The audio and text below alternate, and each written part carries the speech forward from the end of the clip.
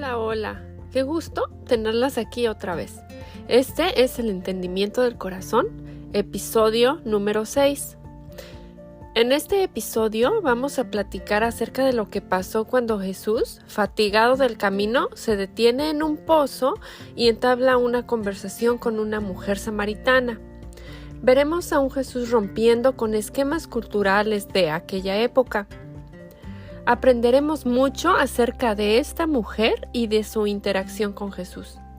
Amigas, es bueno preguntarnos por qué Dios quiso que esta historia fuera parte de las Escrituras. ¿Qué quiere Dios que aprendamos acerca de su carácter mediante esta narrativa? ¿Cómo este texto me cambia? ¿Esta historia está trayendo convicción a mi corazón? ¿Hay algo de lo que deba arrepentirme y pedir perdón? ¿Cómo el descubrir esto acerca de Dios me cambia?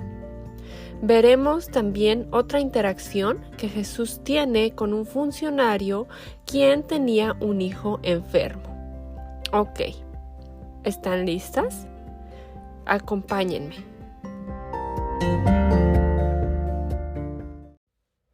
Juan capítulo 4, versículo 4 menciona que a Jesús le era necesario pasar por Samaria. Esta frase en el griego dai significa que era menester, que le convenía, algo que debía suceder, algo absolutamente necesario. La pregunta es ¿por qué? ¿Por qué a Jesús le era necesario pasar por Samaria? Y la respuesta es que había una mujer con una necesidad. Una mujer sedienta de escuchar la verdad acerca de Dios. Entonces, aquí está Jesús, fatigado y sediento, lo cual nos muestra que Jesús era 100% hombre. Era como mediodía y llegó a sacar agua esta mujer samaritana. Jesús abre la conversación con ella enfocándose en una necesidad inmediata. Él la llevó a pensar del agua física al hecho de que Él podía proporcionar agua viva. Jesús aquí nos deja una lección de evangelización, amigas. ¡Qué maravilloso es nuestro Señor! Les decía en la introducción del podcast que Jesús estaba rompiendo con esquemas culturales y lo vemos en el versículo 9, donde dice que como los judíos no se llevaban bien con los samaritanos, la mujer samaritana le preguntó a Jesús que cómo se le ocurría pedirle agua si él era judío y ella samaritana. Pero, ¿quiénes eran los samaritanos? Bueno, el reino del norte de Israel había sido llevado cautivo por los asirios en el año 722 a.C. y Samaria era la capital de Israel. Solo los más pobres habían quedado atrás y cuando estos extranjeros se mezclaron con la población israelita, fue entonces cuando surgieron los samaritanos, parte judíos y parte gentiles. Ok, entonces, regresando a la interacción entre Jesús y la samaritana, él la confrontó con una situación personal al decirle que fuera a llamar a su esposo. Ella respondió que no tenía esposo. Él sabía todo acerca de ella, y de hecho, la mujer samaritana lo reconoce como un profeta. Dios es omnisciente y sabe todo acerca de nosotras. Amigas, Dios quiere que le confesemos nuestros pecados y reconozcamos la necesidad que tenemos de Él. Él no rechaza un corazón contrito y humillado. Cuando Jesús la confronta con su pecado, ella como que cambia el tema, quizás porque se sintió incómoda. ¿Te ha pasado? A mí sí. La verdad es que es incómodo cuando nuestra necesidad o pecado es expuesto, pero esto es necesario. Es necesario que aceptemos que tenemos la necesidad de un Salvador y que dejadas a nosotras mismas, muy probablemente las cosas no terminarán bien. Ella probablemente en su intento de salir del aprieto, comienza a hablar del lugar de adoración. Jesús le dice que Dios es espíritu y debe ser adorado en espíritu y verdad. La verdadera adoración no se trata de un lugar en específico, sino del interior de la persona. De hecho, Podemos mostrar adoración a Dios en nuestro lugar de trabajo, en nuestra casa lavando trastes, mientras manejamos. Podemos hacer de cada momento una oportunidad para adorarlo. Y no solo me refiero a cantar alabanzas, lo cual es parte de la adoración a Dios, sino a que con nuestra vida entera podemos adorar a aquel que nos dio vida eterna. Ay, amigas, ya me puedo imaginar la cara de esta mujer, probablemente culturalmente despreciada y marginada, que tendría su sed saciada para siempre. Él directamente le revela que Él es el Mesías. Amigas, reflexionemos. ¿Con qué tratamos de saciar nuestra propia sed? Esa sed que solo Cristo puede saciar.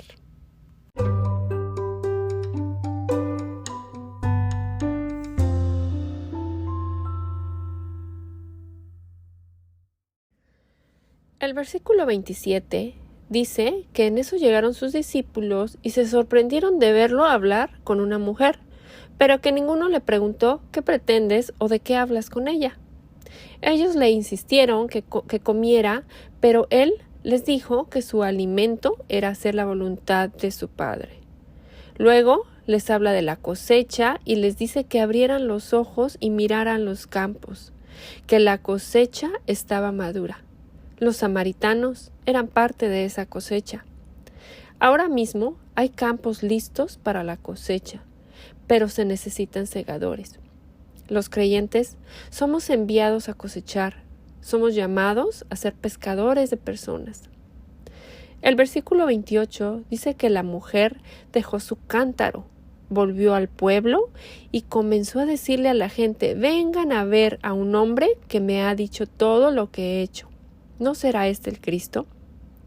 El resultado fue que muchos creyeron por el testimonio de la mujer y otros creyeron por lo que él mismo decía.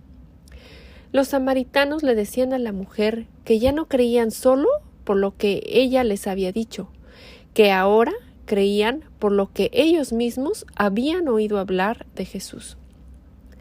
Qué hermoso, amigas.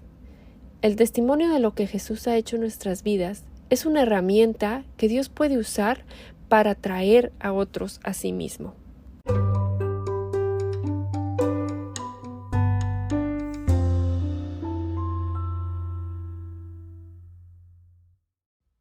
En este capítulo vemos a otro personaje, un funcionario real. Este hombre evidentemente había escuchado de lo que Jesús había hecho, así que su necesidad lo llevó a buscar a Jesús desesperadamente. Su hijo estaba enfermo de muerte en Capernaum, y este funcionario fue a Galilea a pedirle a Jesús que fuera a Capernaum a sanar a su hijo. Jesús no va con él, pero le dice que regrese a casa, que su hijo había sido sano. Y el versículo 50 dice que el hombre creyó y cuando preguntó que a qué hora su hijo había comenzado a sentirse mejor, se dio cuenta que había sido la misma hora en que Jesús le dijo: tu hijo vive. Amigas, Jesús vino a sanarnos de nuestra mayor enfermedad, el pecado. Y cuando creemos en Él y su Espíritu viene a morar en nosotras, dejamos de ser esclavas de esa horrible enfermedad. Él llevó nuestro pecado a la cruz y es cuando creemos en Él y en su obra en la cruz que somos sanas espiritualmente y sabemos también que algún día, en la eternidad, los que hemos recibido su regalo de salvación, nuestros cuerpos estarán completamente libres de enfermedad y dolor. ¡Qué gran esperanza tenemos en Cristo! En este capítulo, entonces, vemos y aprendemos que Jesús encontraba a las personas en medio de su necesidad. Él trató con las personas a su nivel de entendimiento, usaba ejemplos que ellos pudieran entender. También vemos que Él fue directo y nunca comprometió la verdad. Él usó las necesidades físicas de las personas para llevarlas a ver su necesidad espiritual. En algunas ocasiones las personas vinieron a él, como en el caso del funcionario, quien probablemente había escuchado del primer milagro que Jesús había hecho en Caná de Galilea. En otras, él fue a otros, como en el caso de la mujer samaritana. Él hace que estas personas reconozcan su necesidad de la verdad y su necesidad de perdón. Nuestro testimonio como hijas de Dios requiere que vivamos de tal manera que honremos y glorifiquemos a Dios. Nuestro testimonio debe incluir una vida que respalde las palabras que decimos, para que cuando las personas escuchen la verdad, vean que esa verdad es una realidad en nuestras vidas. Como hijas de Dios, tenemos el Espíritu de Dios viviendo en nosotras, quien nos enseña a vivir de una manera que da gloria y honra a Dios, y nos ayuda a compartir el Evangelio con nuestras bocas y con nuestro estilo de vida. Amigas, qué gusto poder estudiar juntas las Escrituras. Les recuerdo que contamos con devocionales semanales, los cuales pueden llegar a sus correos electrónicos cuando se suscriben en elentendimientodelcorazon.com.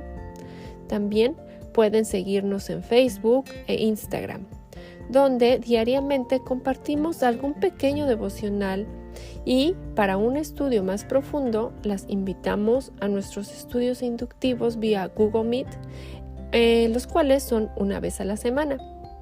Pueden contactarnos con sus dudas, comentarios o peticiones de oración en hola@elentendimientodelcorazon.com. Hasta el próximo episodio. Gracia y paz.